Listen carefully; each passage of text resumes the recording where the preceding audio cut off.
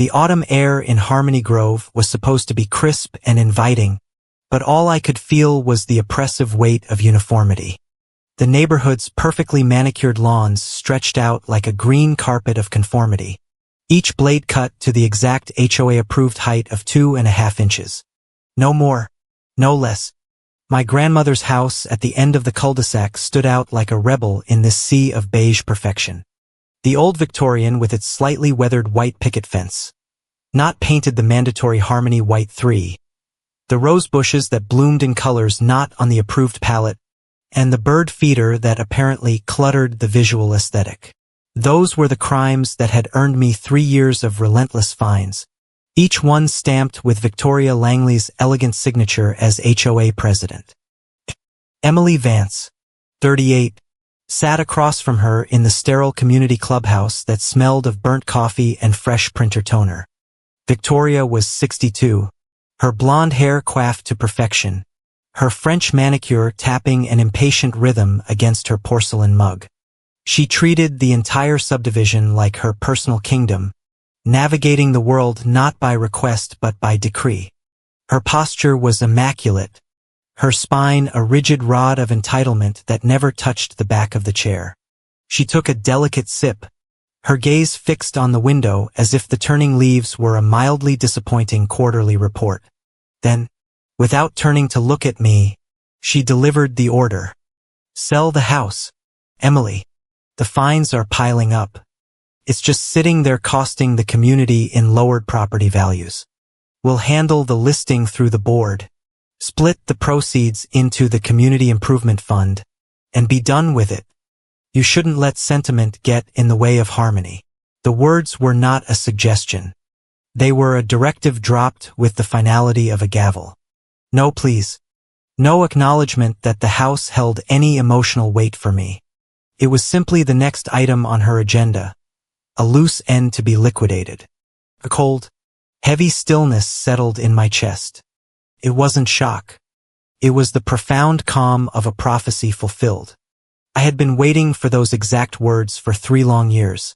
Ever since Grandma Eleanor's funeral, I had played this conversation out in my mind 1,000 times, rehearsing my role, anticipating every nuance of Victoria's inevitable demand. Grandma's house was more than wood and plaster and a leaky roof. It was the scent of lavender and old books, the warmth of the sun on the worn floral armchair where she taught me to read, the creak of the 3rd step on the staircase that I knew like the beat of my own heart. It was the one corner of the world that Victoria's influence hadn't managed to bleach of its color, of its life.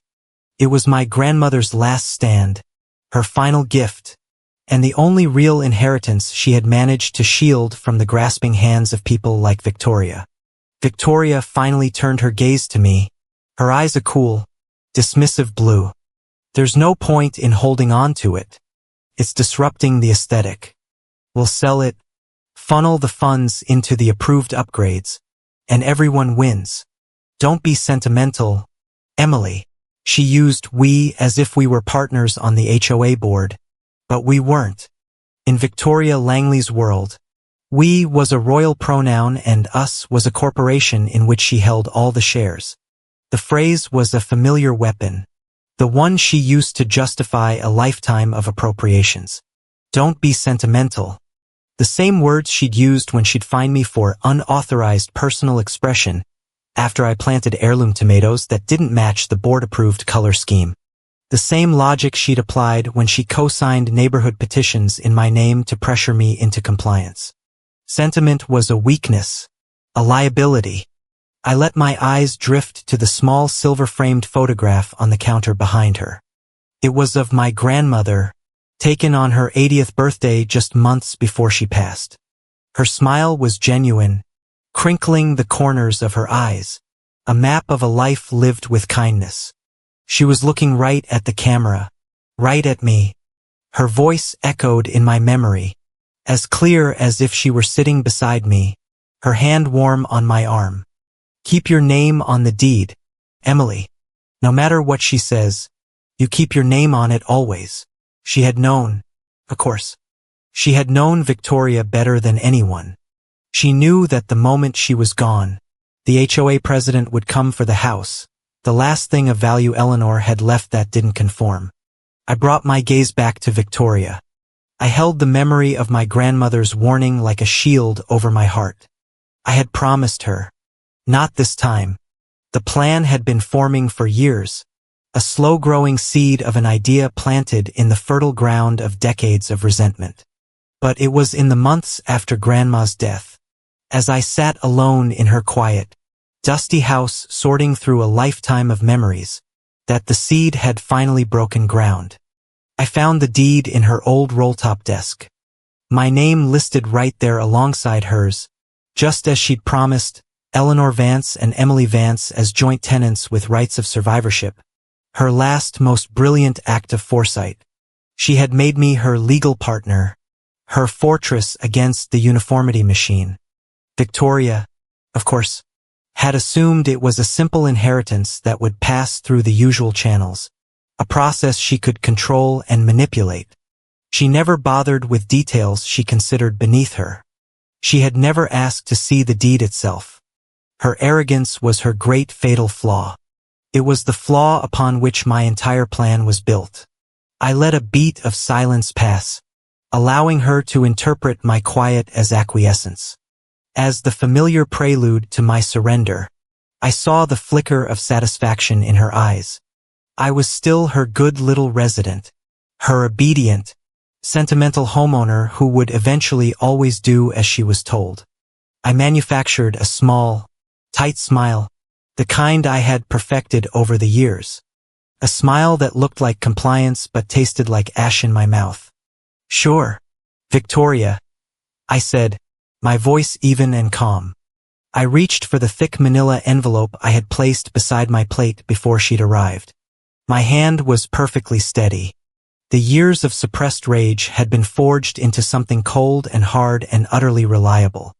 I pushed it across the polished surface of the table. It slid to a stop just beside her manicured hand. "After you sign this," she looked from my face to the envelope, a flicker of mild curiosity in her eyes. She picked it up. It was heavy with the weight of my meticulously laid trap. "What is it?" she asked, her tone light, casual. "The listing agreement. I thought we were going to use the board's approved realtor. Just some preliminary paperwork," I said, the lie slipping out as easily as a breath. "Limited power of attorney for HOA transaction and fine resolution. It'll make it easier for you to handle the sale. Deal with the agents and the title company without having to bother the full board for a signature at every turn. Just a formality to streamline the process." This was a language she understood. Efficiency, streamlining, delegating bothersome tasks. I had framed the bait in the wrapping of her own convenience. She smiled, a genuine, dismissive smile that showed she was already thinking about what she would do with her share of the community fund money. A new clubhouse renovation, perhaps a bonus for her son, who always seemed to benefit from HOA improvements. She didn't open the envelope. She didn't pull out the sheath of papers inside. She didn't read the carefully drafted paragraphs, the clauses vetted by a lawyer who specialized in HOA disputes, the language that was as ironclad as my resolve. She trusted me, not out of kindness, but out of a deep-seated belief in her own authority and my inherent weakness. The possibility that I would or could betray her was a concept so alien to her worldview that it simply did not exist.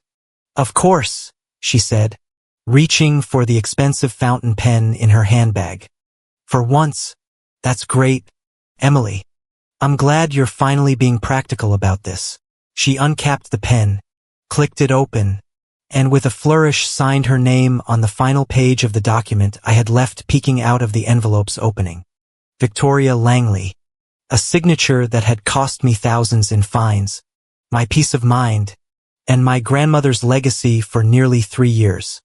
And now it had just signed away everything she thought she was entitled to. Because inside that envelope, beneath the cleverly titled cover page reading, "Limited power of attorney for HOA property transaction and fine resolution," was not a document to facilitate the sale of the house for community benefit. It was a legally binding quitclaim deed and a full, irrevocable transfer of rights. It was a document that acknowledged my sole and undisputed ownership as the surviving joint tenant and in which she, Victoria Langley as HOA president, formally relinquished any and all past, present, and future claims, liens, fines, and enforcement rights to the property, its contents, and the land upon which it stood. It was her signature on a confession of defeat she hadn't even realized she was fighting. It was the most perfect, most legal, most devastating act of revenge I could have ever imagined, and she had just executed it herself. As I watched Victoria slide the signed papers back into the manila envelope, her movements were fluid, untroubled, the picture of a woman entirely confident in her world order. She snapped her purse shut, the click echoing in the quiet room like a cell door locking. She didn't have a clue that she was the one now imprisoned. She leaned over to pat my shoulder, her perfume a cloying, expensive cloud. "I'll call the board's realtor this afternoon. Get the ball rolling. Good girl, Emily. Good girl." The two words she had used to leash me my entire time in Harmony Grove. The reward for compliance. The price of peace. I sat motionless as she walked away. The sound of her heels on the tile floor, a sharp retreating rhythm.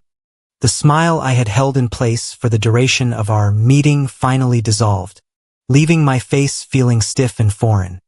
I looked at the envelope on the table. It was done. The first and most critical part of my plan was complete. Her signature, a careless blue scroll, was a testament to a lifetime of taking. And this, I vowed, would be the last thing she ever took from anyone in this neighborhood. In the Harmony Grove HOA, there was a long and unspoken tradition, a kind of predatory matriarchy passed down through Victoria. It was the tradition of consuming your own residence. My memories aren't filled with block parties but with violation notices. Every inch of my yard, every flower, every personal touch was viewed not as my own but as a temporary holding in the community fund, to which only she had withdrawal rights. I remember when I was new to the house, I saved for months to install a simple wooden swing on the old oak tree, the one Grandma had pushed me on as a child. I did the paperwork myself, but the board rejected it because the wood wasn't approved tone. When I installed it anyway, Victoria smiled that same practical, dismissive smile she'd given me today. "Oh, that's wonderful, dear. But the community needs consistency. I'll just have it removed for now. We'll discuss reimbursement at the next meeting." Reimbursement never came. It was my first lesson in what she called sharing the burden. The lessons only became more expensive as time went on. 3 years ago, against all her low expectations, I won a small grant to restore the original front porch. It wasn't much, but it was enough to cover materials and keep the historic charm. It was my ticket to honoring Grandma, my proof that the house could still breathe. The money was deposited directly into the escrow account the HOA insisted we use for approved projects. A month before the work started, I went to check the balance. The account was nearly empty. Victoria had withdrawn 90% of the funds 2 weeks prior for emergency community drainage repairs.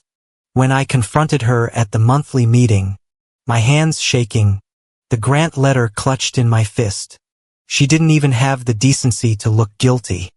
She was stirring her iced tea, her movements unhurried. "Oh, that," she said, waving a dismissive hand. "It's far more complicated than you think, Emily. There are processing fees, administrative overhead. I took care of it for the board. You don't want to get into trouble with the county inspectors before you even start your little project, do you?" It was a lie. Of course, a bald-faced, insulting lie. But I was still the new resident then, and the words county inspectors and trouble were terrifying. I had no one else to ask, no allies on the board. She had isolated me so perfectly. I spent the next year working 2 jobs, perpetually exhausted, buying used lumber and eating ramen while the ghost of that grant money haunted me. I knew even then that the funds had likely paid for Victoria's new golf cart or a fresh coat of approved paint on her own perfect home. The ultimate betrayal, the one that finally shattered the last vestiges of my tolerance, came last spring. I had worked tirelessly, saved every penny, and managed through sheer force of will to fight off the latest round of fines. It was mine. The house was finally starting to feel solid again. The feeling lasted 6 months. It ended with a certified letter from the HOA informing me that my property was in danger of lien foreclosure due to non-payment on accumulated violations. Violations I had never agreed to. It took a frantic series of phone calls to unravel it. Victoria had my address, my account numbers, all the information she needed. She had forged board approvals. She had tacked on $50,000 in administrative penalties against my home. This time when I confronted her, the iced tea was gone, replaced by a glass of Chardonnay. Her son was there, lounging on the clubhouse sofa, looking bored. The reason for the penalties was sitting right in front of me. The community needed a little seed money for the new playground, she explained, her voice infuriatingly calm. Your house was the only one not in compliance. You'll pay it back as soon as you sell. Then came the mantra, the phrase that justified every theft, every betrayal, every act of regulatory cannibalism. The neighborhood has to share the burden. I looked from her placid face to her son's smirk. Her son, the golden boy who had never paid a single fine in his life. He drifted from one failed venture to the next, leaving a trail of debt cleaned up by Mommy's HOA slush fund. That was the day I finally understood I wasn't just a resident. I was her emergency fund. My successes weren't a source of pride for the board. They were investment opportunities for the community. Sharing was a one-way street and it flowed from my pocket to theirs. My grandmother saw it all. In the last years of her life, as she grew more frail, her mind remained as sharp as a shard of glass. She would watch Victoria and the board, her gaze filled with a weary, knowing sadness. On one of my last visits, she was sitting in her favorite armchair, a quilt over her lap. She took my hand, her skin as thin as paper, but her grip was surprisingly strong. She pressed the old heavy brass key to her front door into my palm and closed my fingers around it. Her voice was a whisper, but it was fierce. They'll come for this too, Emily. The minute I'm gone, they'll come for the house.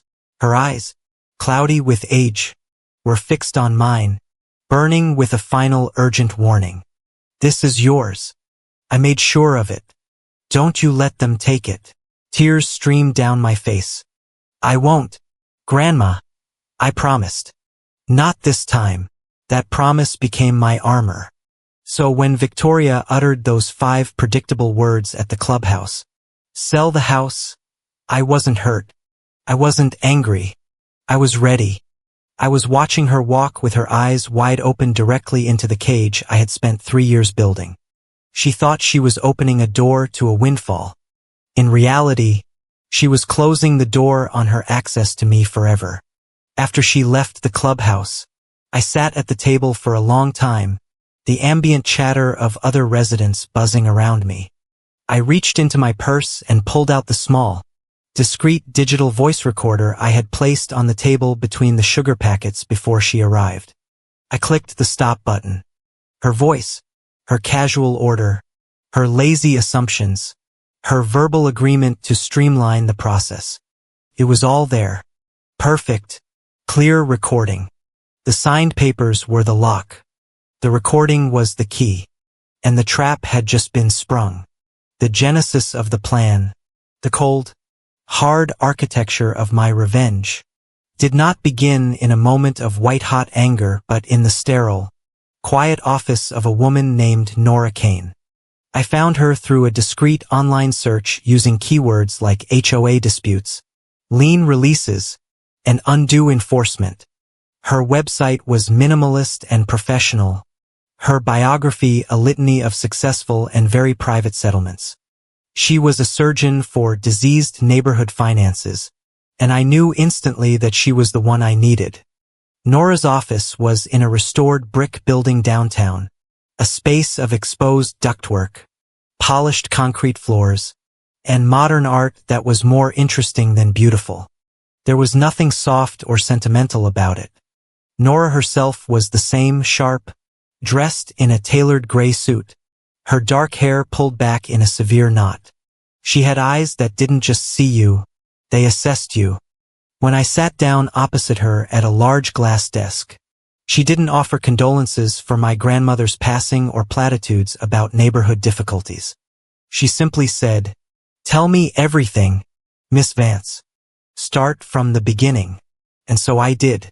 I laid out the history not as a tragedy but as a case study. My voice was even, my narrative factual. I presented the incidents like exhibits in a trial. The childhood swing, the grant theft, the fraudulent liens. I spoke of them without tears. My tone detached as if I were describing events that had happened to someone else. Emotional appeals would be useless here. Victoria had made me allergic to them. Nora Kane dealt in facts, in legal precedent, in the cold, clear language of contracts. That was the language I had chosen for my counterattack. When I finished, I pushed a thin folder across the desk. It contained copies of the grant award, the empty escrow statements that followed, and the lien warning on my house. Evidence. Nora reviewed each document, her expression unchanging. Finally, I got to the heart of the matter. "My grandmother passed away 3 years ago," I said. "She left me her house. The deed was structured as joint tenancy with right of survivorship, so it passed to me directly. Victoria doesn't know the specifics. She assumes it's a standard property she can control through fines and assumes as president she is entitled to a primary share of any sale. She has now, as I predicted she would, ordered me to sell the house and funnel the proceeds through the board." Nora leaned back in her chair, the leather creaking softly, the analytical glint in her eye intensified. She finally asked the question that would define the next 3 years of my life. "And what do you want, Miss Vance? What is the ideal outcome for you?" I met her gaze without flinching. There was no hesitation in my voice. "I want to keep my grandmother's house. I want to honor my promise to her. And I want to do it in a way that legally and permanently severs Victoria and the board's perceived enforcement claim, not just to the house, but to my entire life in this neighborhood. I don't want to sue them. I don't want a messy public battle. I want them to give it all away themselves. I want them to sign a document of their own free will that confirms they are relinquishing all rights. I want their signature born of their own greed and arrogance to be the weapon that defeats them." For the first time, a flicker of something that might have been admiration crossed Nora's face. It was gone in an instant. She leaned forward. "All business. That is a very specific and a very achievable goal," she said. "But the instrument has to be perfect." And so began the drafting of my paper-based revenge. Over the next few weeks, Nora and I worked to construct the perfect trap. She explained that a quitclaim deed signed by the president on behalf of the HOA was the most effective vehicle. It was simple, direct, and transferred any interest the association might have in enforcement or liens without warranty. It was in essence a legal document that said, "Whatever power we might claim over this property, we now give up, and we will never ask for it back." The problem, Nora had pointed out, tapping a pen on a legal pad, is the title. No one, not even Victoria, is going to blindly sign something with quitclaim written in bold at the top. We need a disguise, a Trojan horse. That was when we devised the strategy of camouflage. We would embed the quitclaim language within a document that looked benign, even helpful. We settled on the title Limited Power of Attorney for HOA Property Transaction and Fine Resolution. It sounded official, bureaucratic, and boring. It suggested I was taking on a burden for the board's convenience, a role Victoria was all too happy for me to play. Nora's genius was in the details. The document was several pages long. The first 2 pages were filled with dense but ultimately meaningless legal boilerplate about my authority to engage realtors, review offers, and attend closings on the board's behalf. All things that would become moot the moment she signed, but which provided a convincing fiction. The critical section, the quitclaim clause itself, was buried on page 3, worded in dry technical language that would make a non-lawyer's eyes glaze over. It was a masterpiece of misdirection. The final page was just the signature block, stark and waiting. She won't read it, I had told Nora with absolute certainty. She has never once read the fine print on anything I've been forced to sign. Her sense of entitlement makes her feel immune to consequences. I left Nora's office that day with the document printed on heavy official-looking bond paper and tucked into a crisp manila envelope.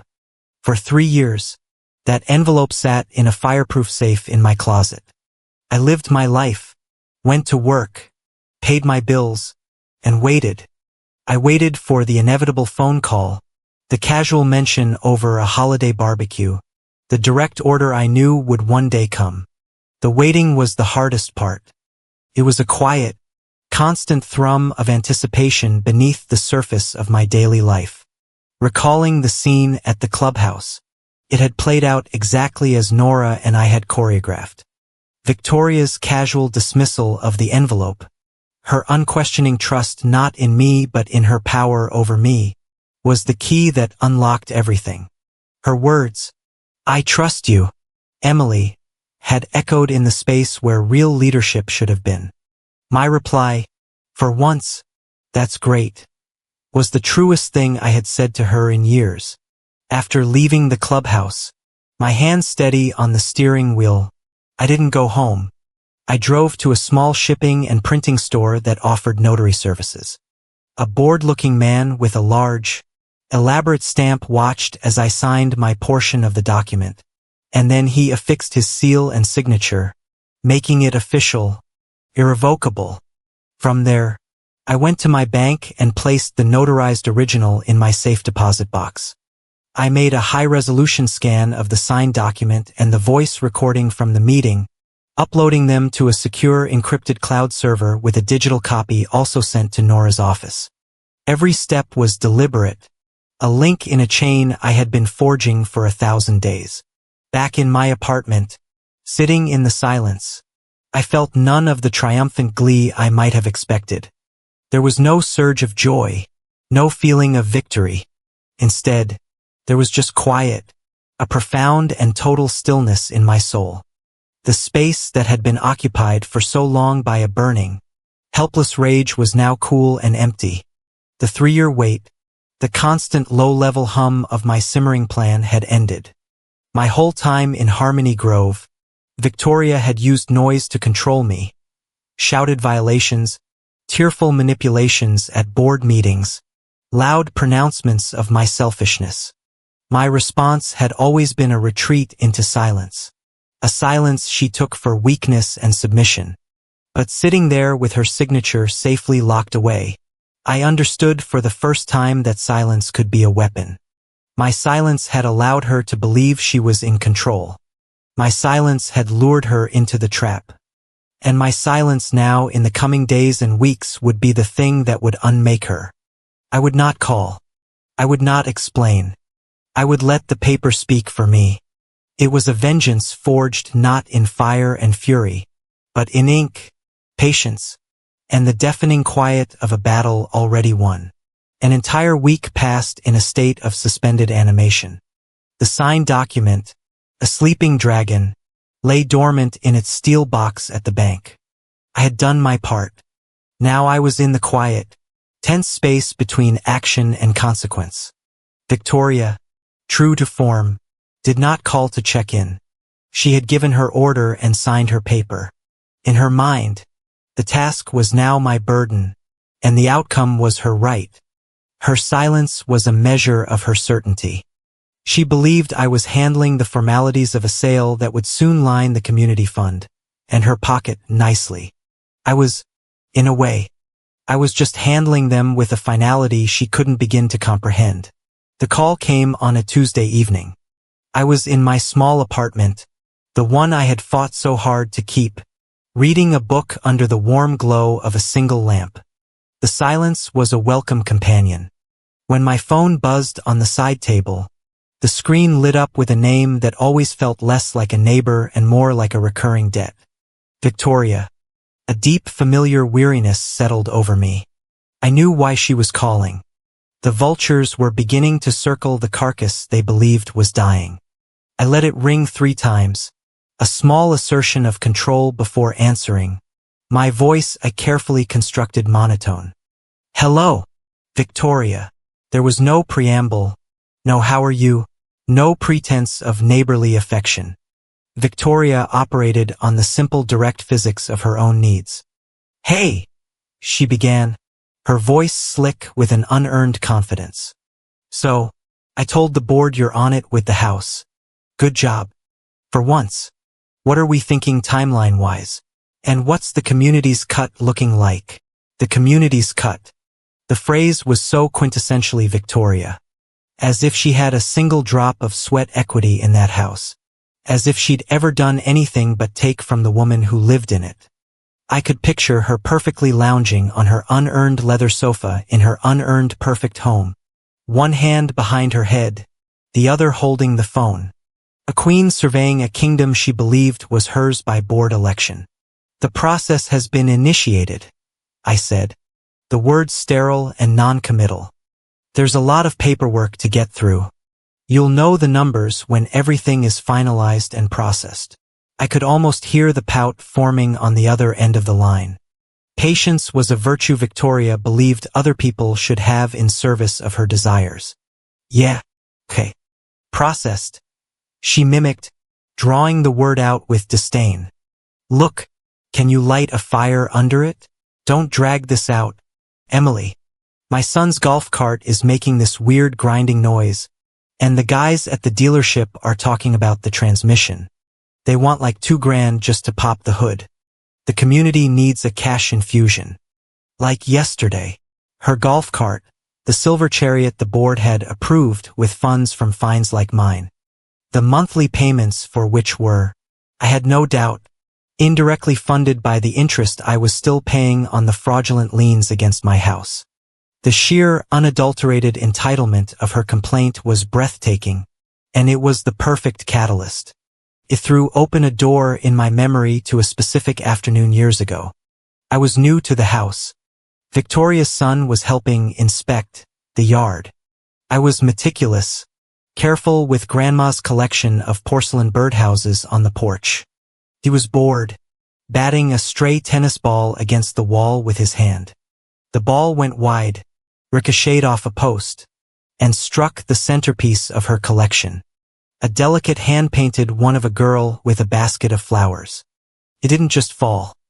It shattered, exploding into a dozen sharp-edged pieces on the stone. There was a moment of stunned silence. Then he did 2 things in rapid succession. First, he laughed a short, sharp bark of amusement at the destruction. Second, he yelled, Mom! Emily broke the birdhouse. I was fined, of course. Victoria's anger was swift and volcanic. I was cited for visual clutter violation and forced to write an apology letter to the board. Victoria's son, the actual perpetrator, stood behind her back, a look of smug victory on his face. My grandmother knew somehow. She never said anything. But the following week, she gave me a small, beautiful book of poetry inscribed on the inside cover. For my careful girl, she knew I would never have been so reckless. But the incident became a cornerstone of our neighborhood mythology. Emily, the clumsy, careless one. Victoria's son, the blameless prince. The memory, hot and sharp, solidified the ice in my veins. The grinding noise of Victoria's precious golf cart was the universe offering me the most perfect poetic setup. A grinding noise, I repeated, my voice now dangerously soft, stripped of all inflection. That is a shame. A high-performance community vehicle like that, you'd expect better reliability. I paused. You know, Victoria, if your cart isn't running properly, you could always try walking. It's amazing what you can learn when you're forced to slow down.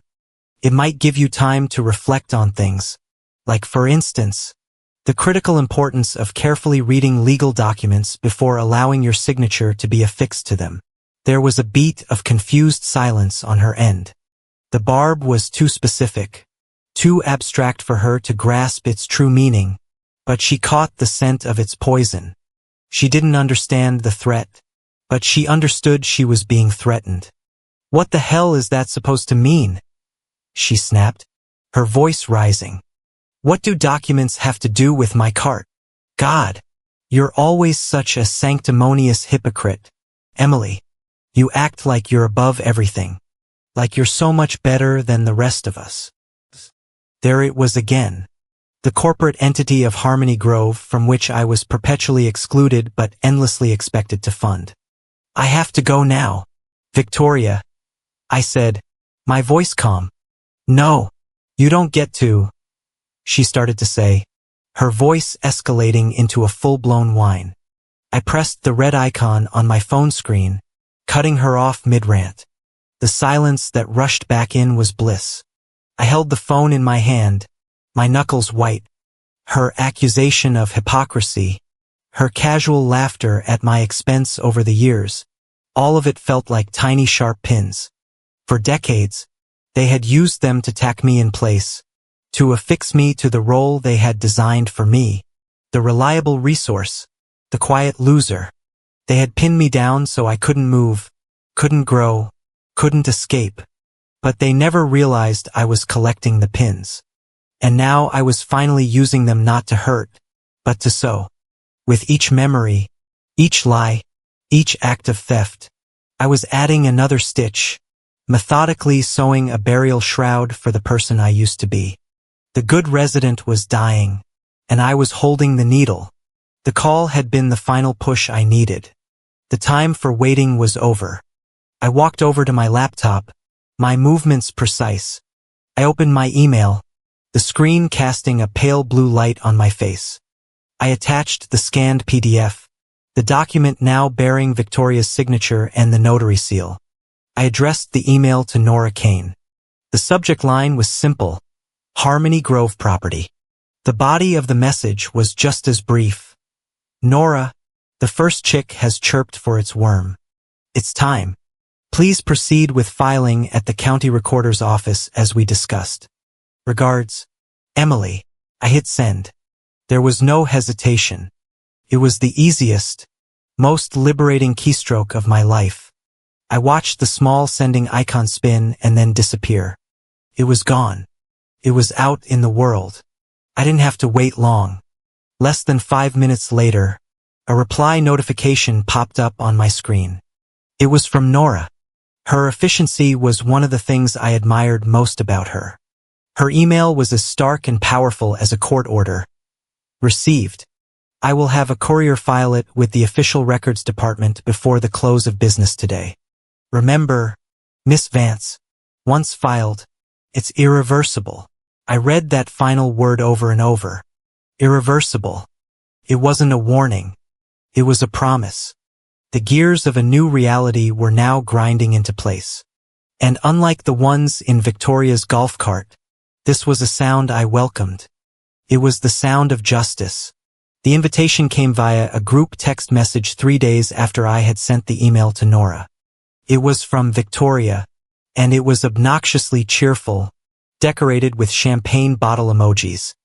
Neighborhood celebration dinner to toast our new chapter, the Lakeview Grill. Saturday at 7. My treat. She had included me, her son, a few other board members, and a couple of neighbors. An audience. She always required an audience for her grand pronouncements. A new chapter. The irony was so thick, I could have choked on it. She thought she was writing the prologue to a story of wealth and leisure. She had no idea she was the tragic figure in the final pages of a cautionary tale. I replied with a simple, "Sounds lovely. See you there." The Lakeview Grill was exactly the kind of place Victoria favored, overpriced with a view she could point to as evidence of her good taste. It was all dark wood, low lighting, and the discreet clinking of heavy silverware against china. A soft jazz trio played in the corner, providing a civilized soundtrack for the quiet dramas playing out at each table. Through the large plate glass windows, the last light of day bled across the lake in streaks of purple and orange. It was a beautiful, serene stage for a slaughter. I arrived last. They were already seated at a large round table, a bottle of expensive Chardonnay chilling in a silver bucket. Victoria was holding court, radiant in a cream-colored cashmere sweater. The other board members were listening with the practiced, slightly strained smiles they always wore in her presence. Her son was slouched in his chair, scrolling through his phone, looking profoundly bored. A prince waiting for his coronation. "Emily, there you are," Victoria chirped, her smile a little too wide, a little too bright. She gestured to the empty seat beside her. The place of honor, or in my case, the witness box. I smiled back, a placid, neutral expression I had spent years perfecting. "Sorry I'm late. Traffic was terrible." A simple, believable lie. The truth was I had sat in my car in the parking lot for 10 minutes, steadying my breathing, reminding myself of the role I was here to play, the quiet, observant resident, the ghost at the feast. Dinner was a masterclass in Victoria's particular brand of performance art. She regaled the table with the story of our clubhouse meeting, edited for public consumption. In her telling, it was a heartwarming tale of a president and resident coming together to make a practical adult decision about a beloved neighborhood asset. "Of course, it's sentimental," she said, dabbing her lips with a linen napkin. "Eleanor adored that house, but as I told Emily, we can't live in the past. We have to be forward-thinking." She placed a hand on my arm, proprietary gesture. "And I'm so proud of her. She's taken charge of the whole thing, handling all the complicated paperwork. So efficient." She beamed at me, expecting me to blush or offer a modest deflection. I didn't. I simply nodded, took a slow sip of ice water, and said nothing. The other board members looked from Victoria's beaming face to my impassive one. I saw a flicker of confusion in their eyes. I had always been the one to smooth things over, to fill the awkward silences, to manage Victoria's moods with gentle placating words. My silence was a deviation from the script, and it was making them uneasy. "Well, that's wonderful, Victoria," one muttered, her voice a little too high. "It's good that you two are on the same page completely," Victoria declared. Then she lifted her wine glass, its crystal bowl catching the golden light from the chandelier above. The room seemed to quiet for a moment. Her stage was set. "In fact, I'd like to propose a toast." Everyone at the table dutifully raised their glasses. I lifted my water goblet, my hand as steady as a surgeon's. "To the neighborhood," she began, her eyes sweeping across her captive audience. "And to new chapters. May this next one be the most prosperous one yet." "To new chapters," the others echoed, their gazes still fixed on me with worried wrinkles between their brows. Victoria's son just grunted and took a large gulp of wine. Victoria's eyes landed on me, waiting. I met her gaze, held it, and let a small enigmatic smile touch my lips. "Yes, Victoria," I said, my voice clear and calm in the momentary lull. "To the new chapter. It's going to be very definitive." The word hung in the air for a second. Definitive. It was an odd choice, and I saw the slight falter in Victoria's smile. But before anyone could parse it, her son, ever the pragmatist, cut through the nuance with the subtlety of a sledgehammer. He set his glass down with a thud. "Okay, great. chapters, whatever. When do we see the money? He asked, looking directly at me. His eyes narrowed with impatience. Emily, you said you were handling it. How soon is soon? The entire table went quiet. The jazz trio seemed to fade away. This was the moment of truth. The question my entire performance was built around. I turned my head slowly to look at him. My expression one of bland helpfulness. It will be very soon, I said. My voice was as smooth as the surface of the lake outside. There's just a short waiting period while the county recorder processes and mails out the official confirmations. But the important part is done. Victoria has already signed all the necessary papers. I let my eyes drift from her son to Victoria, then to the rest of the table. I delivered the line with the simple finality of a newsreader reporting the weather. It was a statement of fact. It was also a declaration of war they did not yet know had been waged. The reaction was immediate, though subtle. The board members who had been studying their bread plates looked up at me, their gazes sharp with questioning. One woman's hand, which had been resting on the table, drew back slightly. They didn't know the details, but they knew the dynamics of the HOA. They knew Victoria's history. My calm, declarative statement that Victoria had already signed everything without a full board meeting was a red flag the size of a billboard. They looked at me, the quiet one, the doormat, and they saw someone else sitting in my chair, someone they didn't recognize. Victoria, however, was insulated by her own magnificent ego. She heard my words as a confirmation of her power, a testament to my obedience. She saw the strange looks from the others as confusion, perhaps envy. She laughed, a light, airy sound that was meant to dispel the sudden tension. See, I told you she was efficient. Everything is taken care of. She took another sip of her Chardonnay, her lipstick leaving a perfect red crescent on the rim of the glass. I watched that glass touch her lips, the golden light glinting on its surface. And in that frozen moment, I knew this was the pinnacle of her delusion. This was the last happy, oblivious meal she would ever eat. I could almost hear the quiet hum of the postal service sorting machines, the rustle of the thick envelope making its way through the system. The official, notarized, and now publicly filed confirmation of her grand act of self-dispossession was already in motion. It was an avalanche starting with a single silent snowflake, and she was sitting right in its path, toasting her own destruction. This dinner wasn't the beginning of a new chapter. It was the epilogue, and the door was about to slam shut. The storm broke on a Monday afternoon, exactly 48 hours after the performative neighborhood dinner. It didn't arrive with a warning call or a tentative knock. It arrived with the force of a battering ram.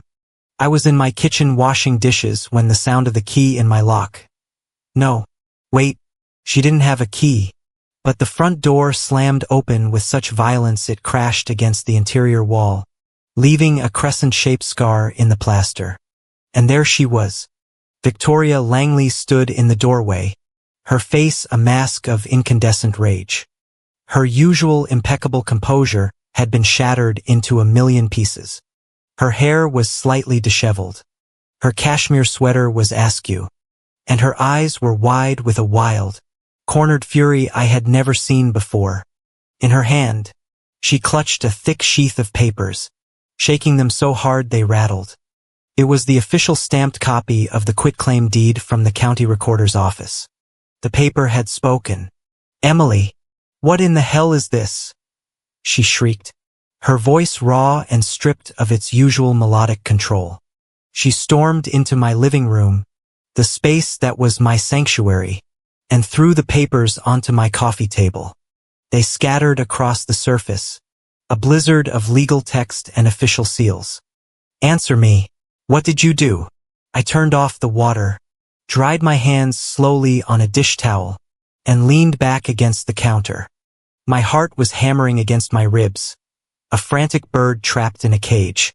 But on the outside, I was a statue. I had rehearsed this moment for 3 years. I would not let her see my fear. I would not give her the satisfaction of my panic. I walked calmly from the kitchen into the living room. My gaze level. I didn't look at the scattered papers. I looked directly into her eyes. It's exactly what it looks like. Victoria, I said, my voice quiet but carrying in the tense silence of the room. It's a legally executed and publicly filed deed. Her face contorted. A deed? You told me it was a power of attorney. You lied to me. You tricked me. The accusation was a spray of venom.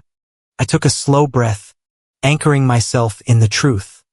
I presented you with a document, I said, my voice remaining infuriatingly even. You chose not to read it. You picked up your pen and you signed your name on the signature line willingly, of your own free will. There was no coercion.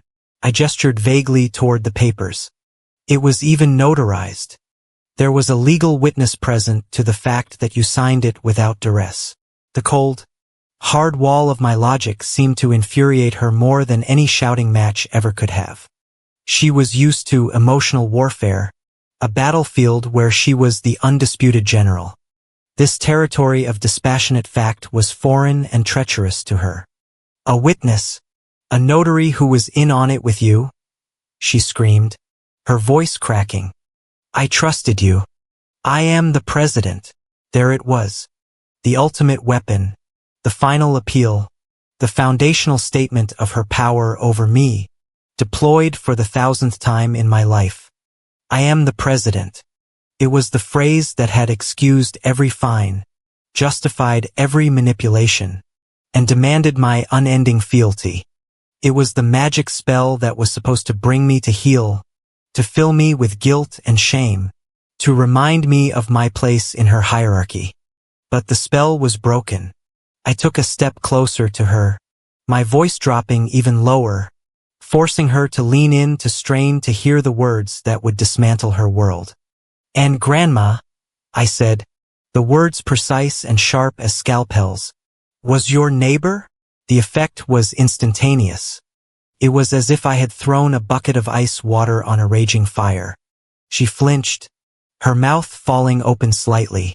The fury in her eyes was replaced by a flicker of stunned disbelief. She had no defense for that.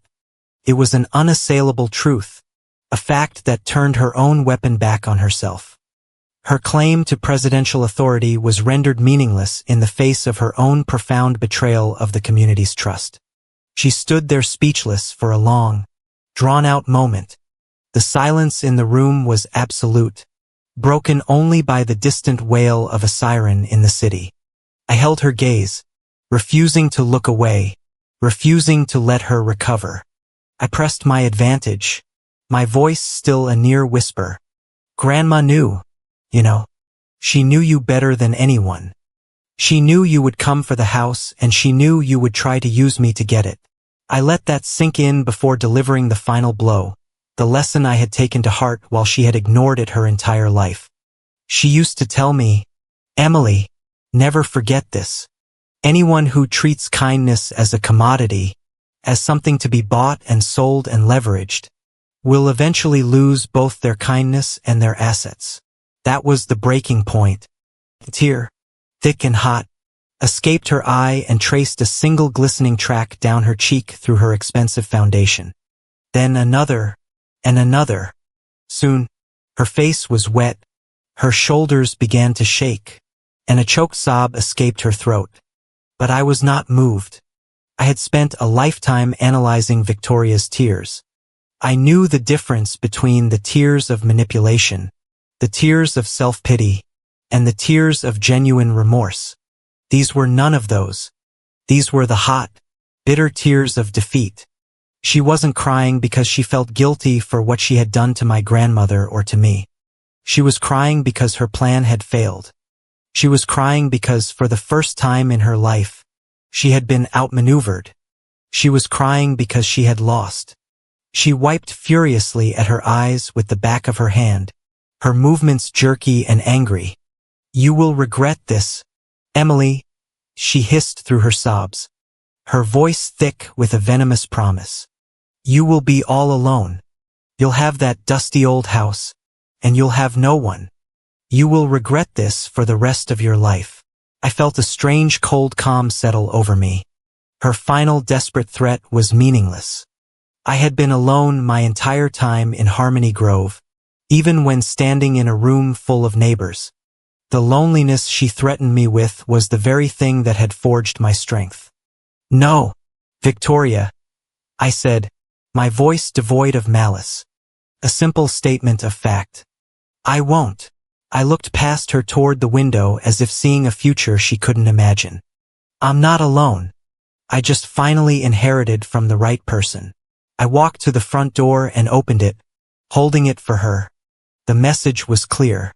The confrontation was over. It was time for her to leave my home. She stared at me for a moment, her face a wreck of tear-streaked makeup and disbelief. She looked around my small living room, at my books, my pictures, the life I had built for myself in spite of her. It was as if she was seeing me for the first time, not as an extension of the board, but as a separate sovereign entity, and she hated what she saw. Without another word, she turned on her heel, snatched her purse from the floor where she had dropped it, and walked out. I didn't slam the door behind her. I closed it softly, the click of the latch echoing in the sudden, profound silence. I leaned my forehead against the cool wood of the door and listened. I could hear the sound of her expensive heeled shoes on the polished floor of the hallway. A sharp, angry staccato. Click, clack, click, clack. It was a frantic, retreating rhythm. It wasn't the sound of a queen making a strategic retreat. It was the sound of a tyrant being deposed, fleeing from a territory she no longer controlled.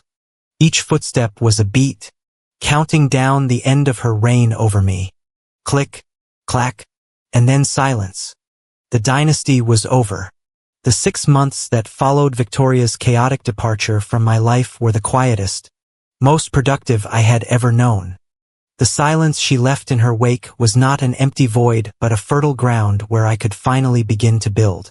I poured every ounce of my energy and the modest savings I had fiercely protected into my grandmother's house. I did not sell it. I revived it. I treated the restoration not as a renovation but as an archaeological dig. I peeled back layers of cheap 1980s wallpaper to reveal the original hand-printed floral patterns beneath. I pulled up stained shag carpeting and spent weeks on my hands and knees sanding and refinishing the original wide-plank pine floors until they glowed with a warm honeyed light.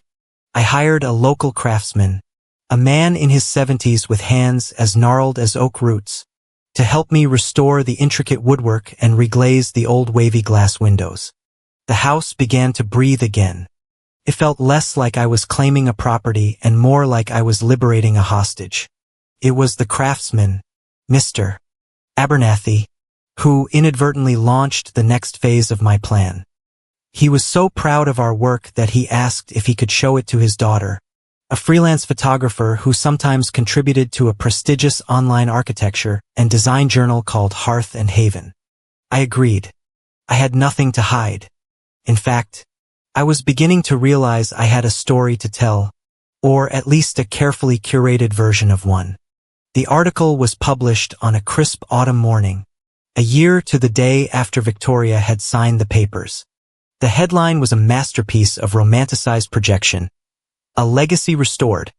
How one woman saved her family's historic home from oblivion. The photography was stunning.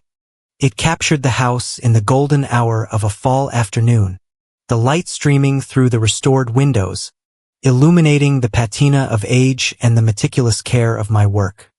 There were pictures of my grandmother's garden, which I had brought back to life, and close-ups of the original hardware I had polished by hand. And there were photos of me looking thoughtful and serene, gazing out a window or sitting in my grandmother's favorite armchair. I looked like the selfless guardian of a forgotten treasure. The text was even better. The writer had woven a narrative of profound neighborly piety. I was painted as a modern-day heroine, a woman who had turned her back on the crass materialism of the current age to honor the memory of her beloved grandmother. In an era where historic homes are often seen as teardowns for soulless McMansions, the article read, Emily Vance chose a different path.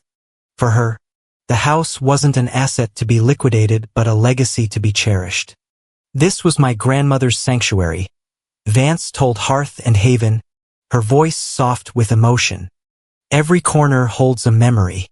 Selling it would have felt like selling a piece of her soul. Some things are more valuable than money. Every word I'd given the reporter was technically true. The house was my grandmother's sanctuary. Selling it would have been a betrayal. I simply omitted the crucial detail of who I was saving it from. I spoke of the importance of preserving history, of holding on to the tangible connections to our past. I became a symbol of something the public was desperate to believe in: integrity, loyalty, the triumph of sentiment over greed. The story went viral. It was the perfect feel-good clickbait, a heartwarming palate cleanser in a feed full of political outrage and bad news. It was shared by home design influencers, local history groups, and aggregator sites under headlines like, "This granddaughter's tribute to her grandma will make you cry, and she inherited a priceless property. What she did next will restore your faith in humanity." The comment sections were a tidal wave of praise. Strangers from across the country lauded my character, my devotion, my supposed moral courage. Finally, someone who gets it, one woman wrote. A true inspiration, wrote another. I was a saint, a hero, the resident everyone wished they had. I read every comment, every sycophantic post, and I didn't correct a single word. I let their narrative become my shield and my sword. And then, inevitably, Victoria appeared. It was on the Instagram feed of a major design aggregator with over 5 million followers. Buried deep in a sea of over 10,000 adoring comments was a small, impotent flare of rage from a private account with a generic profile picture. The username was viclang_HOA. Her comment was 3 words: "This is fake." It was almost comical in its futility, but she couldn't help herself. She doubled down. A few minutes later, another comment appeared under the first. "She's a liar. That house was supposed to benefit the whole neighborhood. She stole it." The reaction was instantaneous and brutal. The anonymous, self-righteous fury of the internet, which had moments before been aimed in my defense, now swiveled its turret and aimed directly at her. A torrent of replies buried her comment within minutes. "LOL. Somebody's mad they didn't get their payday."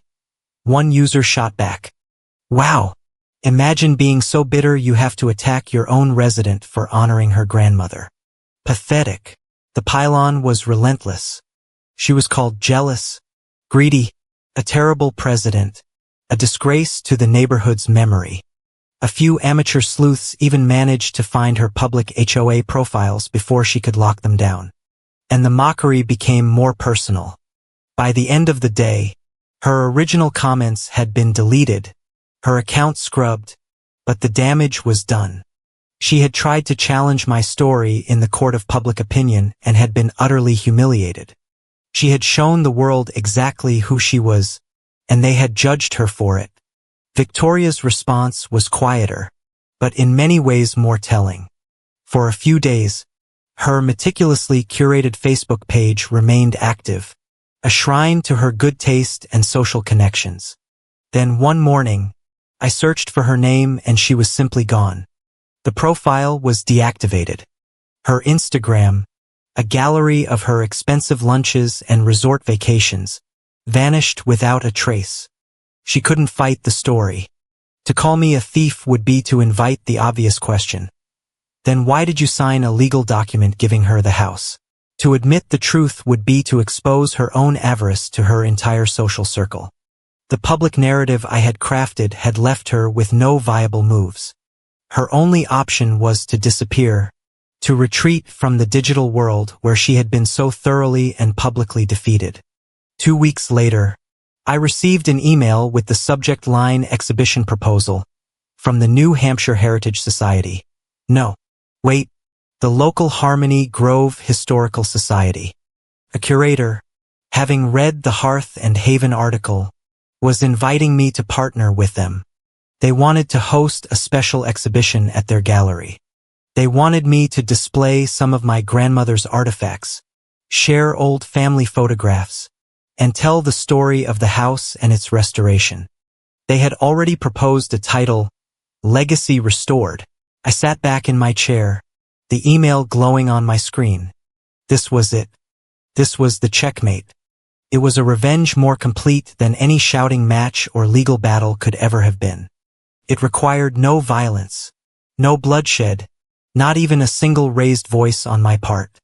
I had taken the one thing Victoria and the board valued above all else, not money, but their public image, their reputation, and I had incinerated it, not with lies, but with a carefully edited, beautifully photographed version of the truth. I had let the world do the dirty work for me, and now they were offering me a pedestal from which to tell my story, forever cementing it as the official history. It was a public execution, and no one even knew they were watching one.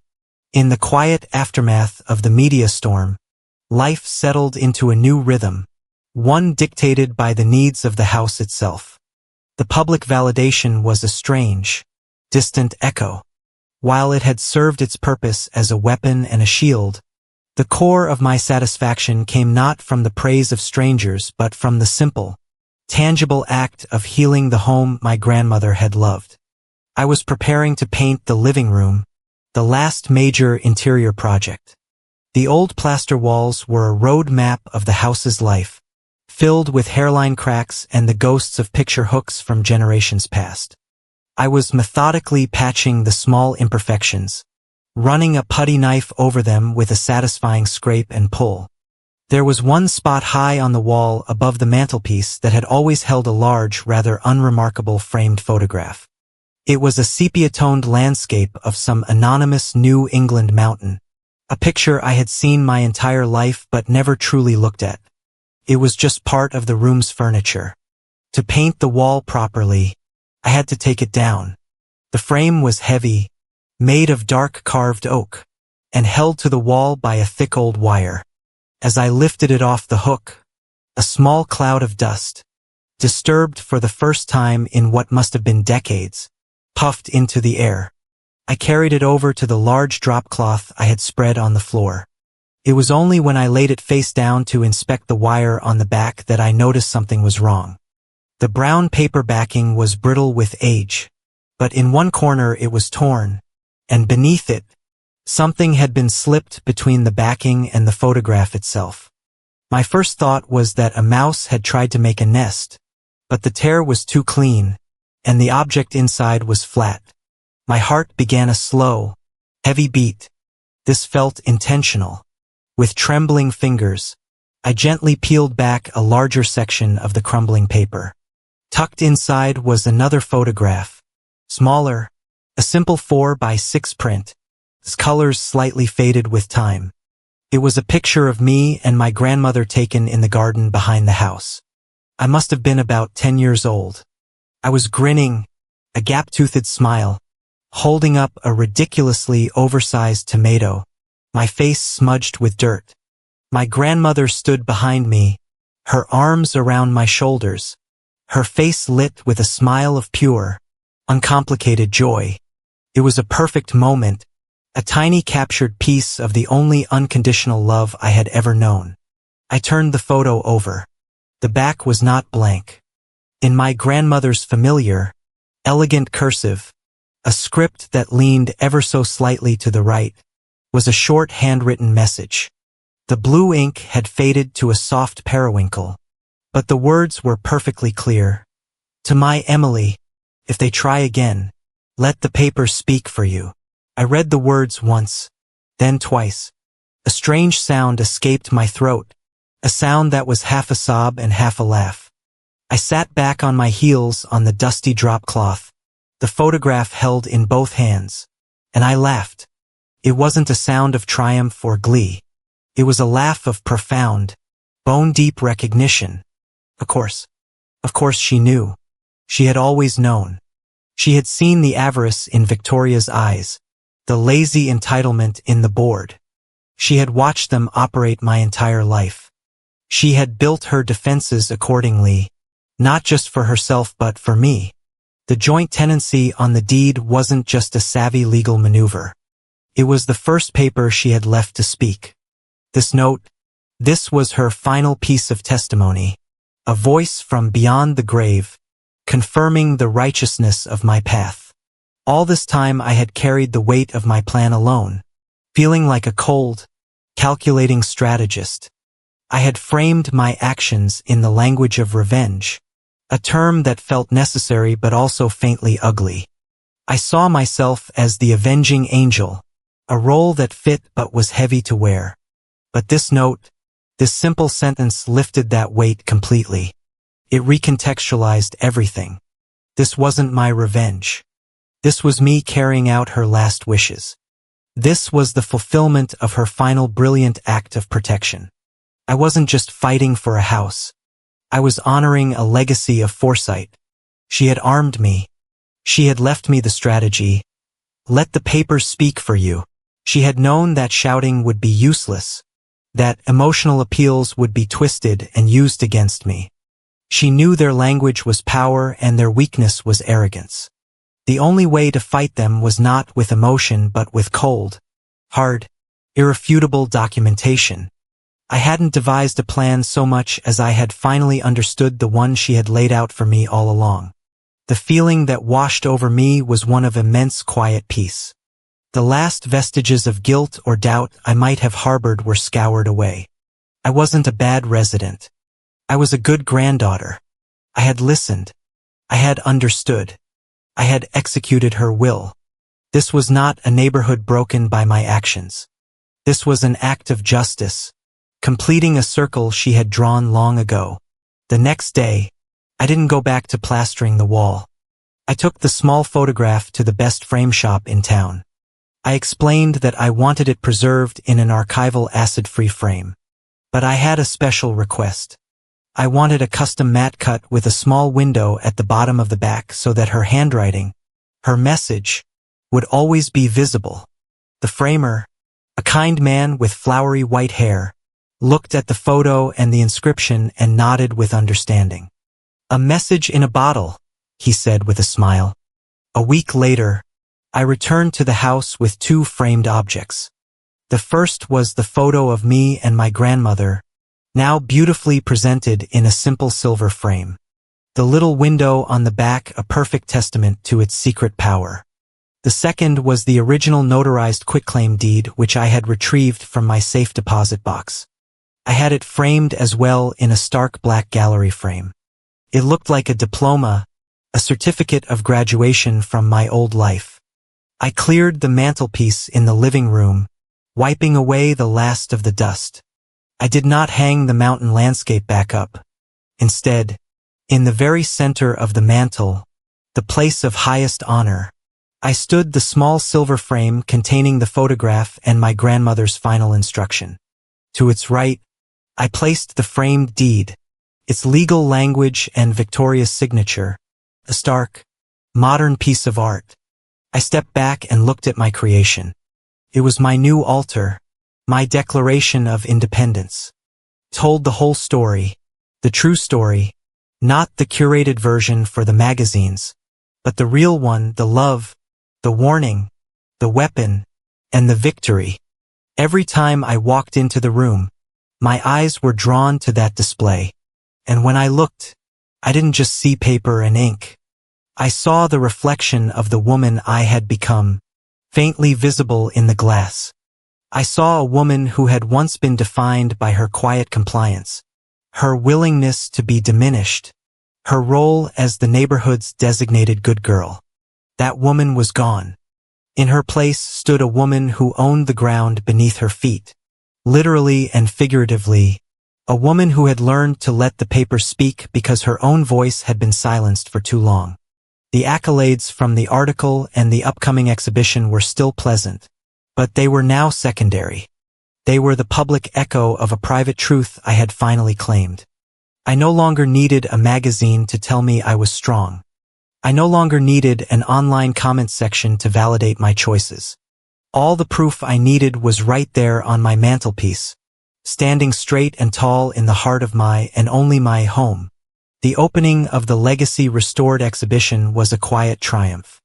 The Harmony Grove Historical Society had done a beautiful job, displaying my grandmother's photographs, her gardening journals, and even a few pieces of the original restored furniture against large, elegant prints of the house from the Hearth and Haven article.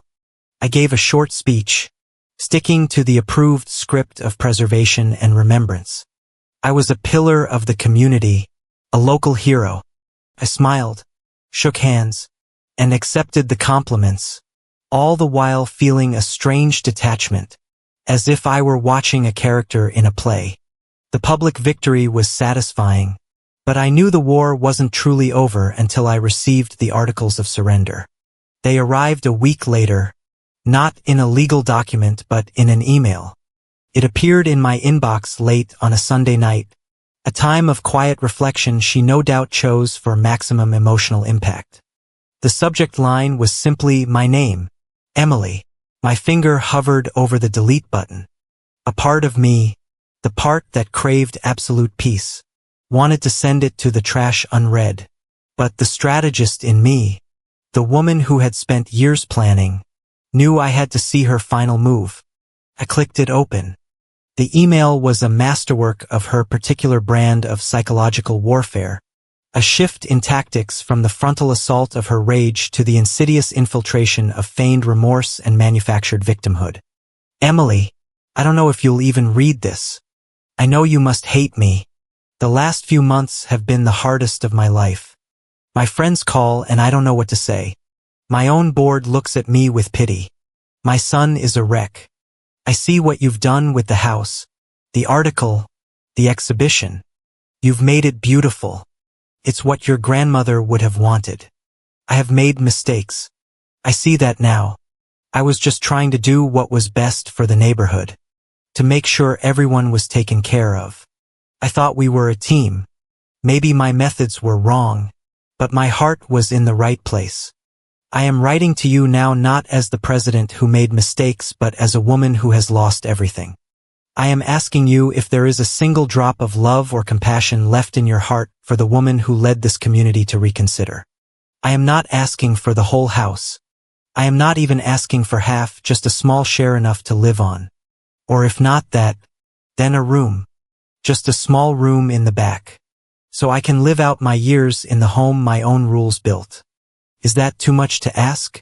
Your former president, Victoria. I read it once, my face impassive. I read it a second time, analyzing its structure, its emotional triggers, the self-pity, the appeal to my hate, the positioning of herself as a social pariah, the backhanded compliment about the house, the classic manipulator's defense. My methods were wrong, but my heart was in the right place. And the final pathetic, brilliant gambit, the request for just a small room. It was designed to be the ultimate test, to refuse a homeless president a room in her own community's house. Who could be so monstrous?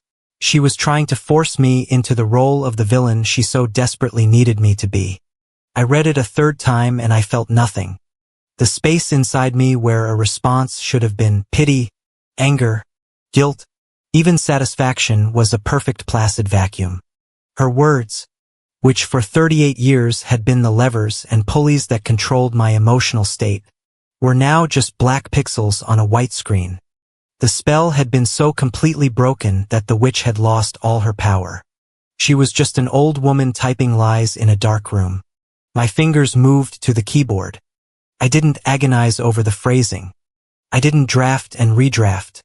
The truth was simple, and it required no adornment. I typed a single concise paragraph. I did not address her emotional pleas. I did not acknowledge her pain. I simply reflected the reality of her own choices back at her. You had the entire neighborhood. It was yours to lead, to enjoy, to grow old in. You only lost it when you decided it wasn't enough. And you tried to take the legal ownership of it from someone else. I didn't sign it with love or regards or even my name. The message needed no signature. I hit send. The silence that followed was deafening. It was the silence of a player whose every move had been countered, whose king was in checkmate, who had no choice but to knock the board over. She had played her final card, the pity card, and it had been met not with anger but with the cold, unassailable logic of cause and effect. There was nothing left to say. But Victoria's son, my perpetual adolescent antagonist, could not stand the silence. He needed to cast himself as the tragic hero in the drama. A few days later, a post appeared on his newly reactivated but heavily locked down Facebook page. One of our neighbors, who still followed him out of a sense of morbid curiosity, sent me a screenshot. The post was a picture of a sunset, cliché and maudlin. The caption read, "It's a sad day when you realize your entire neighborhood has been destroyed by money." It was a pathetic, vague appeal for sympathy. Another attempt to paint himself and his mother as the victims of my supposed greed. For years, I would have ignored it. I would have seethed in private, allowing their version of the story to fester among the branches of the community. But I was not that woman anymore. I went to his page. He hadn't thought to block me, and I left a single public comment beneath his post. By greed, not money. The comment was a surgical strike. It landed with the force of a thunderclap. Within an hour, it had dozens of likes from our mutual neighbors and acquaintances. The board president was the first to like it. Then a neighbor replied, "Well said, Emily." Someone else commented, "There's a difference." The internet, or at least our small corner of it, had already been primed by the narrative of the devoted granddaughter. My comment fit that narrative perfectly. It was seen as a moment of quiet strength, a dignified correction of a slanderous lie. Victoria's son's post, in contrast, suddenly looked exactly like what it was, the sour, self-pitying whine of a man who had gambled and lost. He deleted the entire post less than 2 hours later, and after that, there was only silence, a deep and profound silence from both Victoria and her son. It was a different kind of silence than I had ever known from them. It wasn't the silence of them ignoring me while they plotted. It wasn't the silence of them giving me the cold shoulder as punishment. It was the silence of utter and complete defeat. It was the silence of people who had exhausted every strategy, rage, manipulation, and pity and had failed. They had no more words, no more moves, no more power. Sitting in the quiet of my grandmother's living room, the late afternoon sun slanting across the floor, I finally understood what victory felt like. It wasn't a triumphant roar or a burst of fireworks. It was this. It was the perfect, unbroken peace of Victoria's silence. For the first time in my life, her silence was not a threat. It was my reward. The seasons turned. The public flurry surrounding the exhibition faded, replaced by the quiet dignity of the house itself. It was no longer a news item. It was simply my home. I lived within its restored walls, surrounded by the gentle ghosts of my grandmother's memories and the solid presence of my own hard-won peace. There were no more angry phone calls, no more manipulative emails, no more passive-aggressive social media posts. There was only a vast, unbroken silence from the board that had been. It was the silence of a void. And it was the most beautiful sound in the world. The final morning of my story came a year after the exhibition. On a Tuesday in late October, I woke before dawn. The air outside my bedroom window thick with a cold white mist that had rolled in from the nearby hills. It clung to the old glass, blurring the world outside into a soft, impressionistic landscape. I dressed not for work but for a ceremony of my own invention. I walked out onto the front porch, a mug of hot coffee warming my hands. The mist was so dense I could barely see the great oak tree at the edge of the lawn. The world felt new and unwritten, washed clean. The air was silent, save for the slow drip of condensation from the eaves. It was a morning for endings and for beginnings. A fixture to the wall beside the heavy oak door was a new addition installed only the day before. It was a modest rectangular plaque of polished brass, the kind you see on historic buildings. I had commissioned it myself. The engraving was simple, the letters sharp and clean.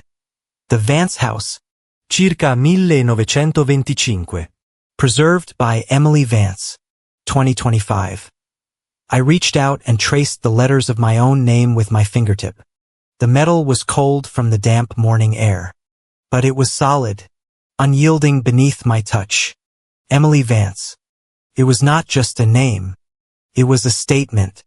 It was the final irrefutable fact of my existence, etched in brass, bolted to the foundations of my life. For so long, my name had been a signature to be forged, an asset to be leveraged. Now it was an anchor. A shrill electronic sound sliced through the quiet mist. My phone sitting on the small porch table was ringing. I didn't need to look at the screen.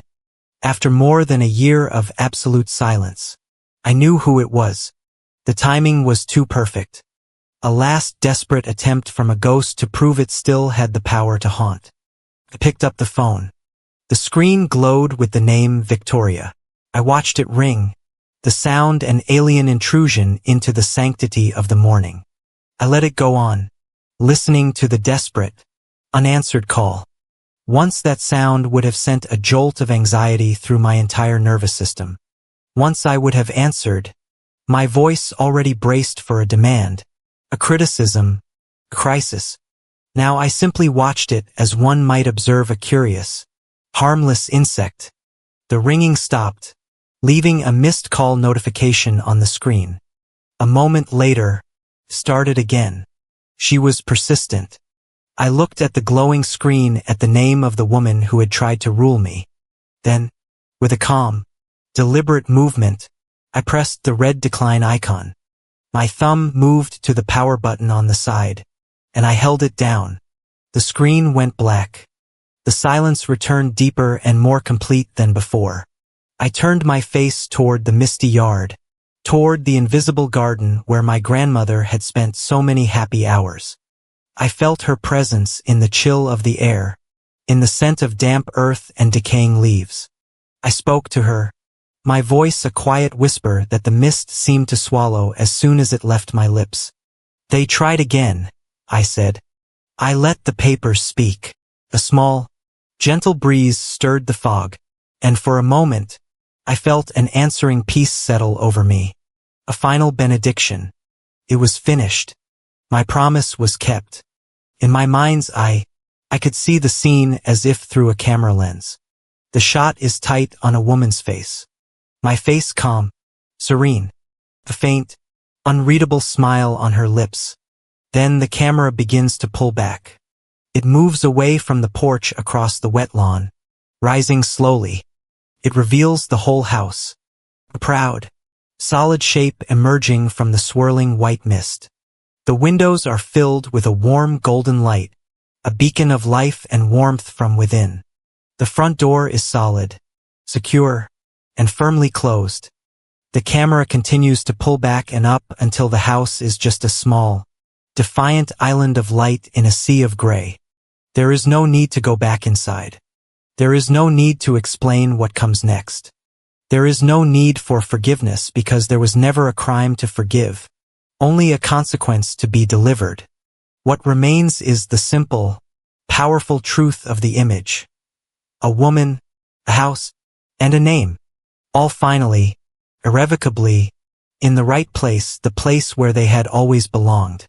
I didn't sell Grandma's house. I sold their lies. Thank you so much for listening to my story. I'm so grateful to have you here with me. Let me know in the comments where you're listening from today. I love seeing how far these stories travel and hearing your thoughts. If you enjoyed this, please consider subscribing to the channel and giving this video a like. And if you really want to support the channel, hitting that hype button helps more than you know, allowing this story to be heard by so many more people.